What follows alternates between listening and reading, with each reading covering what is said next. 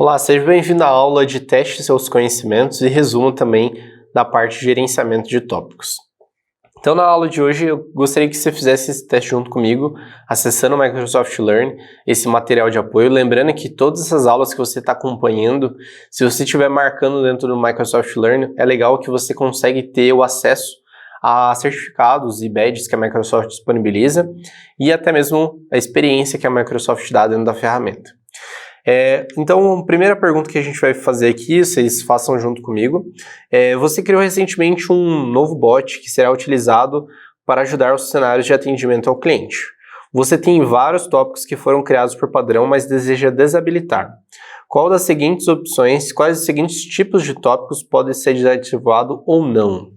Então, tem o tópico de usuário, tópico de sistema, tópico da lição ou todas as opções. E a correta é todas as opções acima. Por quê? Tópicos de sistema, tópicos de usuário e tópicos de lição, todos são tópicos que a gente consegue desativar. Deletar somente tópicos do usuário que a gente criou. Caso contrário, ou tópicos da lição.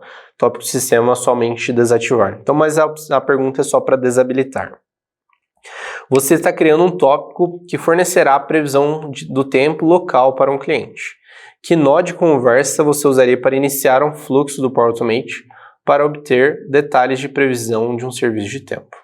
Faça uma pergunta, acessar um outro tópico, chamar uma ação ou encerrar uma conversa.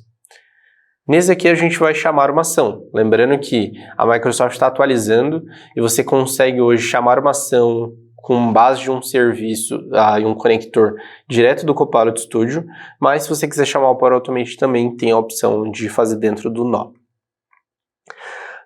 Por enquanto, quando um bot não consegue identificar qual tópico deve apresentar a um cliente, ele escalonará automaticamente a conversa para um agente humano. Você foi solicitado a configurar o bot para primeiro fazer algumas perguntas ao cliente para determinar se um tópico pode ajudar antes de escalonar a conversa. Como isso é feito? Configurar o tópico de fallback, configurar o tópico de escalonamento, configurar o tópico de roteiro ou configurar entidades. Nessa daqui é a primeira opção, porque a gente vai primeiro fazer a verificação se está falhando e se estiver falhando a gente escala. Então qualquer configuração que você precise fazer, você pode configurar no escalonamento? Pode. Você pode configurar nas entidades? Pode também, mas o tópico principal é o fallback, que é ele que vai escalonar essas opções para dentro do agente humano, para conversar com o ser humano. Então a gente concluiu as perguntas, agora indo para um resumo da nossa aula, desse módulo que a gente viu sobre gerenciamento de tópicos. Lembrando que a Microsoft ela criou esses tópicos como se fossem assuntos. Então, para você tratar os assuntos dentro do seu Copilot Studio, a ideia é os tópicos. Os tópicos a gente tem os sistemas e os tópicos customizados. Você pode deletar, ter nó de conversa, ter uma série de opções que você tem disponível utilizando os tópicos. Eles são a abertura para você conectar o seu usuário final com o seu chatbot. O que tem no meio dessa mensagem é toda a ramificação que você vai utilizar. As frases de gatilho, elas vão iniciar a conversa. A ramificação, elas vão determinar qual que é o processo e qual caminho o seu assunto ou a sua ação com o usuário final vai ser tomada, se vai por um caminho, se vai por outro. E para encerrar a conversa, a gente pode utilizar até mesmo outros tópicos. Mas os tópicos são a parte principal que a gente precisa entender quando a gente está trabalhando com o Copilot Studio.